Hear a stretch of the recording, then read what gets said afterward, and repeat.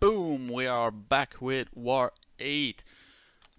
Is this the right video? Because we're facing Apox Elite pilots, which we already faced. What? Yes, no, it is the right video. War 8, we did face APOC again, or APOCO again. So I checked the standings because of last war we did end up in Masters, and they finished like APOCO finished second last season, of course with some bans in other alliances. I think they pushed a little bit higher. Um, Now they are still very decent, and the last time they only died twice to us.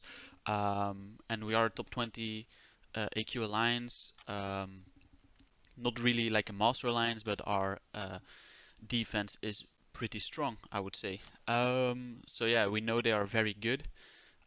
It's quite unlikely we would beat them um, at that stage.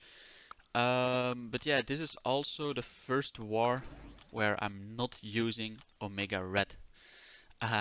Yes, I'm not the one planning the war, so I'm not 100% sure. Like I checked the map with the pads for my assignments. I didn't actually look at the other pads. So, but yeah, basically, I mean, it made sense because I think the first fight I have a stealth suit Spidey, which I can do with Omega Red. But Max is a little bit better because it's on pet 1 with Arc Overload, so I prefer Max myself as well. But I kind of needed Warlock, and then, yeah, so it was probably. Oh, yeah, and I needed Max for a robot later on as well. So for Gilly 99 on pet 9. Um, that means that yeah, I could bring Omega Red for Thorax Mini, but then I don't have ST with me for the synergy. So yeah, and I definitely prefer Sabretooth to bring along for fights like Thor. So yeah, first war, no Omega Red.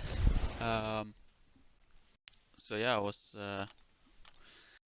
well, I wouldn't say like surprised.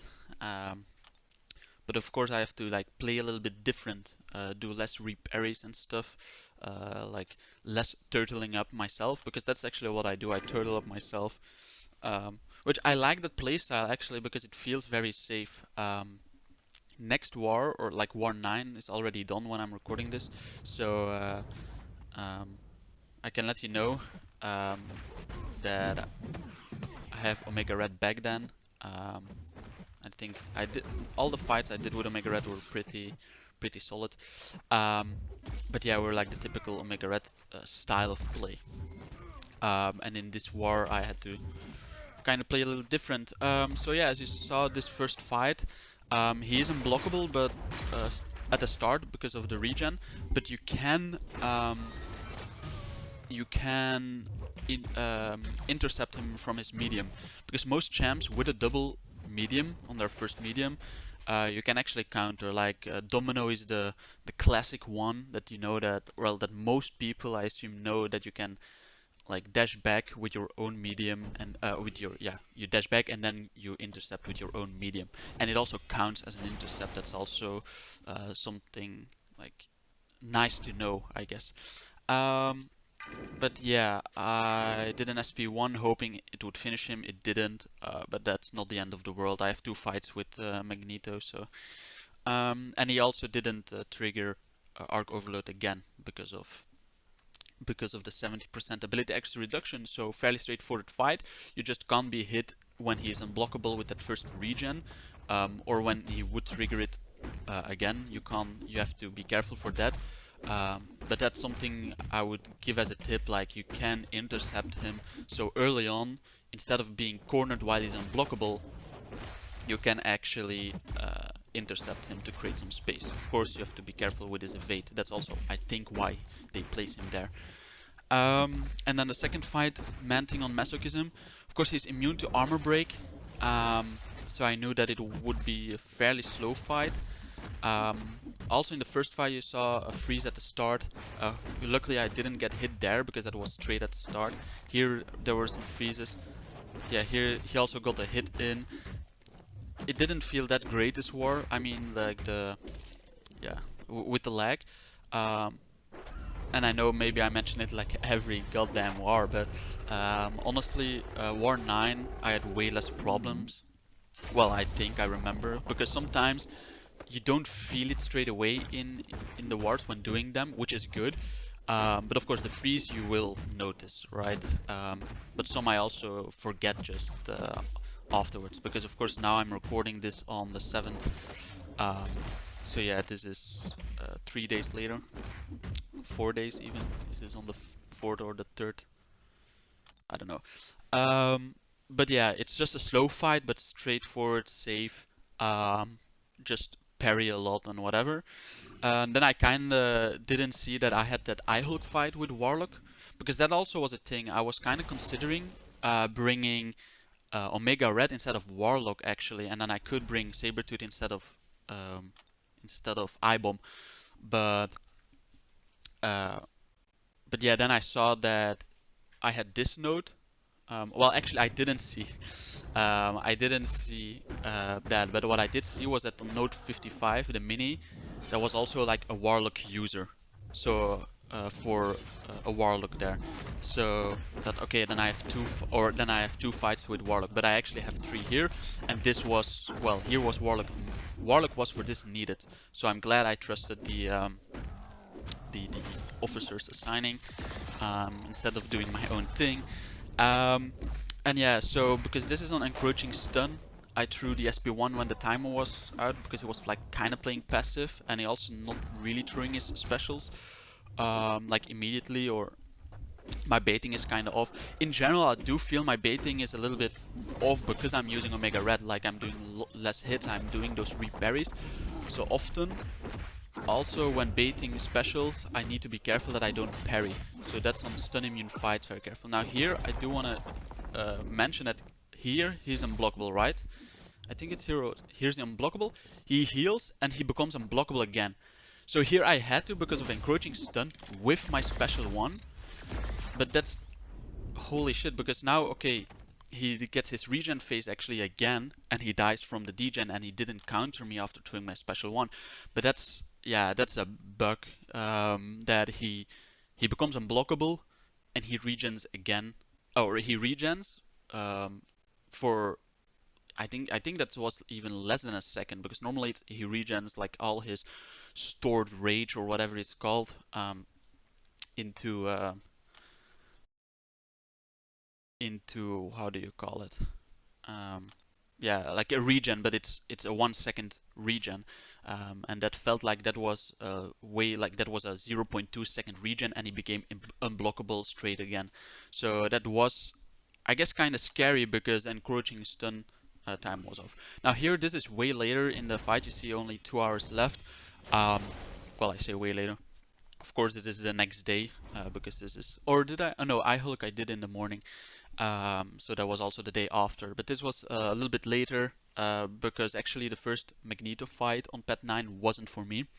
And basically because he had, I think he had Cap Infinity War, but he had Void or Torch or Nick Fury for the left side minis. Um, so I mean that's I find this very good and tactically assigned from the officers. Um, and of course, most of us do have the rosters available uh, for having lots of options.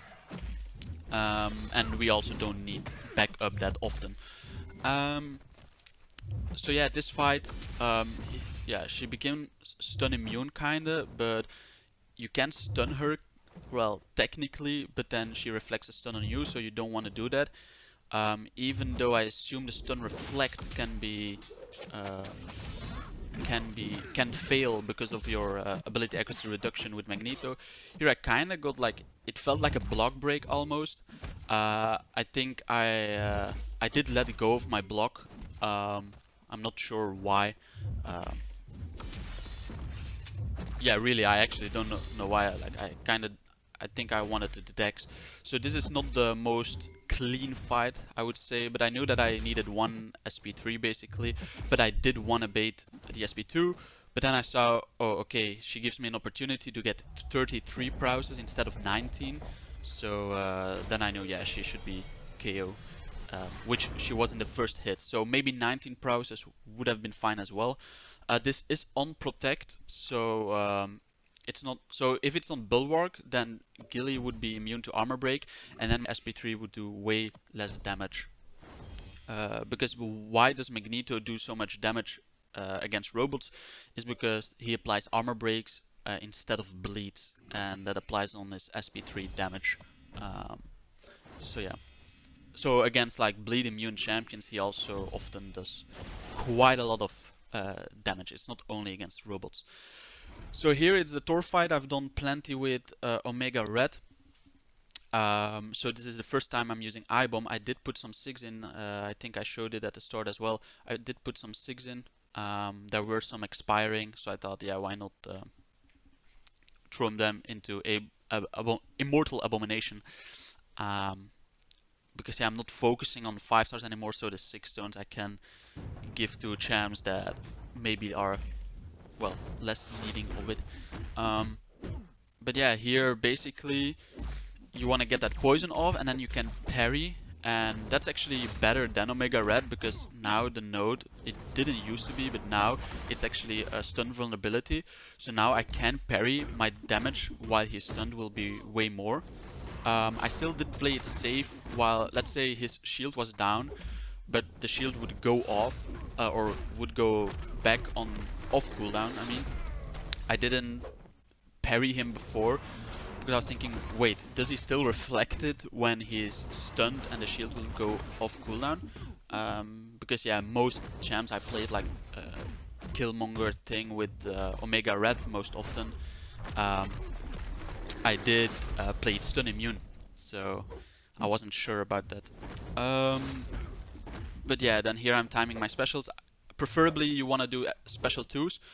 But of course you need to be careful with his power gain, so I do the SP1, I think it's 4 hits. But yeah, I mostly do it at 17 or 18 of his charges, because at 20 he gains the power. Here I knew that I had to do the SP2, because it's way harder to... Well, it's not harder, but if he has 20 charges he gains power, you do your SP3. His power gain would be cancelled, but he gained that power, plus he gains power from your SP3. Now here's a big freeze again. I do a re-parry, and now I have acid wash. Is it called acid wash? Is a node. Acid burn, I think it's called. Which yeah, that's what you want to have with iBomb because there is the damage. But yeah, even with class advantage, I am boosted because it's against APOC, and well, not only is it against APOC, which we kind of knew we would lose this matchup. Um, yeah, we kind of knew.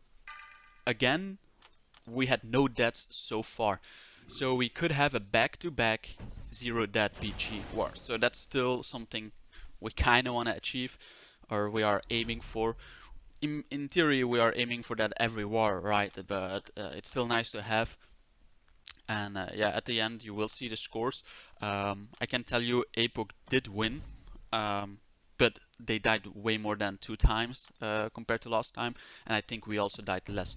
But then again, they died 2 times, and they had what 5 fights maybe left last time, while we had loads of fights left. So we knew that yeah, we can't win anymore. So we didn't boost big then, or most of us didn't.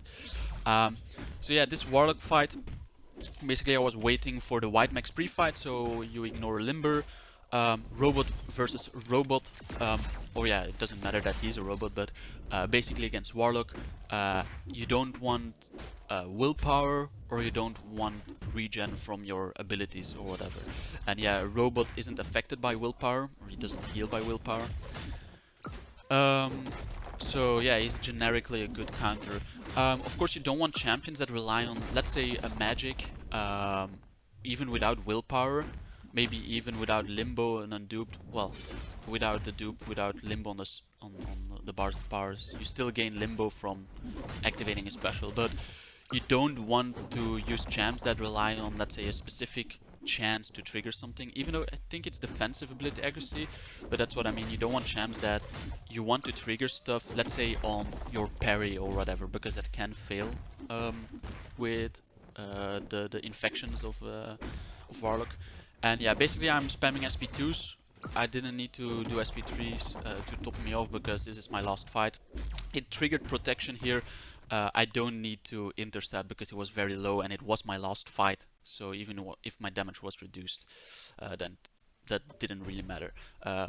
Then the same guy who applied pre-fight to Warlock applied pre-fight to Mojo, and yeah, then it was a last go of, I think, the one that was on my pad did the left side minis and someone else did the boss, I'm not sure.